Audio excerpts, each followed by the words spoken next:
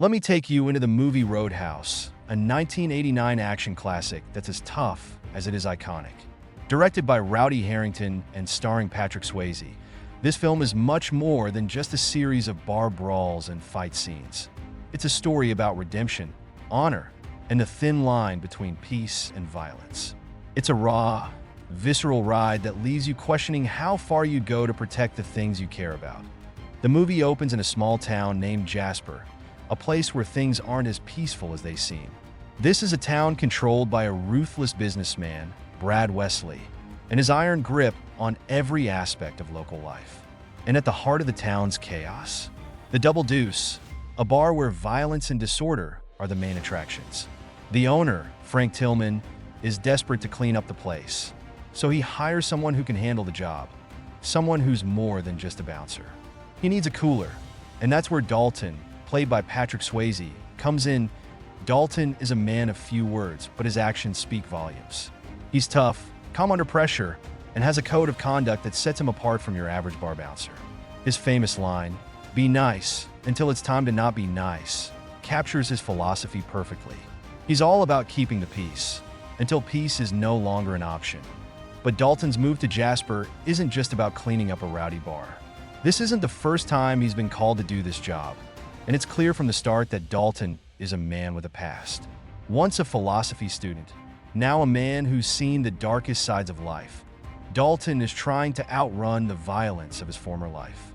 But when he arrives in Jasper, he quickly finds that avoiding conflict might not be as simple as he hoped.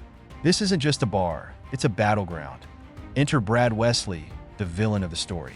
Played by Ben Gazzara, Wesley is the richest, most powerful man in town, and he's built his empire on fear and intimidation.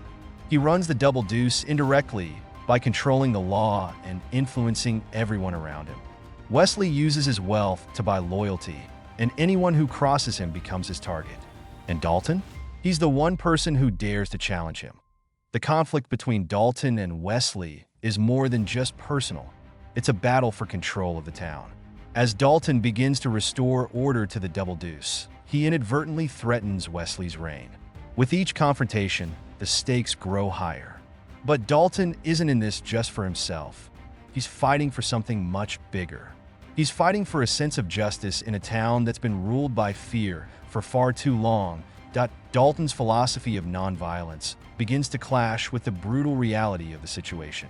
While he tries to stick to his belief that violence should only be used as a last resort, he quickly learns that sometimes you have no choice but to fight fire with fire. But Dalton's not alone in his fight. Along the way, he forms alliances with some of the town's residents, including a local doctor named Elizabeth Clay, played by Kelly Lynch. She's skeptical of Dalton at first, but she soon becomes an important ally and love interest. Their relationship grows slowly, but it's clear that Dalton finds something in Elizabeth that he hasn't felt in years: hope. And then there's Wade Garrett, portrayed by the legendary Sam Elliott. Wade is an older cooler who shares a deep bond with Dalton. He's a mentor, a friend, and, at times, a mirror for Dalton to reflect on the man he's become.